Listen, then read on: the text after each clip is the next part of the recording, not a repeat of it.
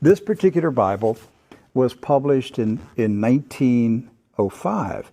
Now, the reason I brought it out is that I want to show a map that's in this Bible. Now, mind you, the Scofield Bible was not published until 1913. Right. And I have in my office an original 1913 Scofield, which was the introduction of the Zionist Masonic heresies about a future state of Israel and separating the church from Israel and all that rapture stuff. That's where it came from. It was a Masonic Zionist heresy that was introduced into the American churches in 1913. This is a 1905 Bible. Pre-Scofield. Pre-Scofield, with no Scofield notes in it. So, you open it up, and this is on page 13. I mean, this thing's big. I want to show you. Here is a map of the Holy Land. And it says, what?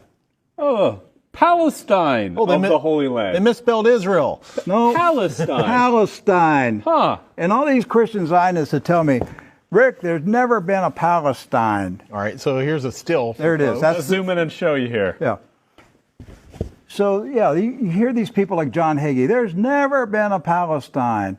Well, look at this Bible map from 1905. And most Bibles, yes, from then had a map of Palestine. And Palestine is in the Bible itself, in the Old Testament. So we're showing you this just because I'm trying to break through the propaganda, the confusion, the lies that the Zionists have implanted in millions of minds of Christians in America, and told them there's never been a place called Palestine. But I have a map, Rick. Right there it is. So, with that in mind, do you know who lived in Palestine? Palestinians? Palestinians. I got that one right. Palestinians. And Palestinians were Jewish, Christian, And Muslim. and Muslim. Right. They weren't a particular faith. They were citizens of a particular country. Palestine. Palestine.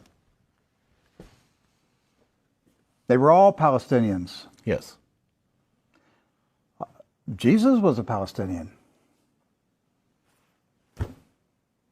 Look at this. Okay?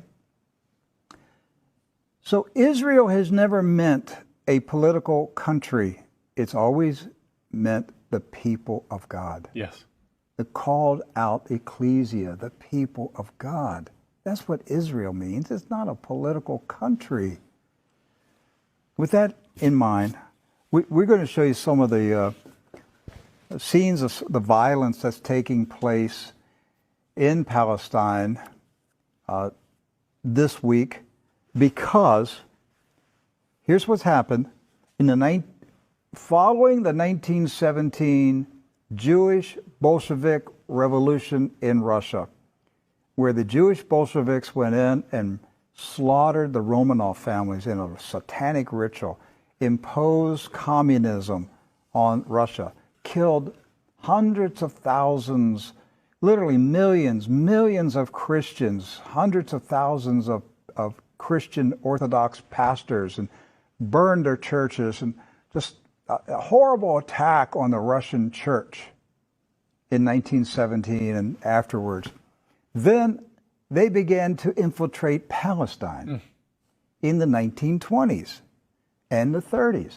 In the 1930s, there was a congressman in Texas, Lyndon B. Johnson, and he was smuggling guns and rockets and grenades from Texas to Palestine, putting them in the hands of the Jewish communist terrorists that were infiltrating Palestine. There was no Israel, no state of Israel. It was Palestine. And they crow about that. That's not a conspiracy theory. That's right from the Lyndon B. Johnson Library. The crates were marked Texas grapefruits.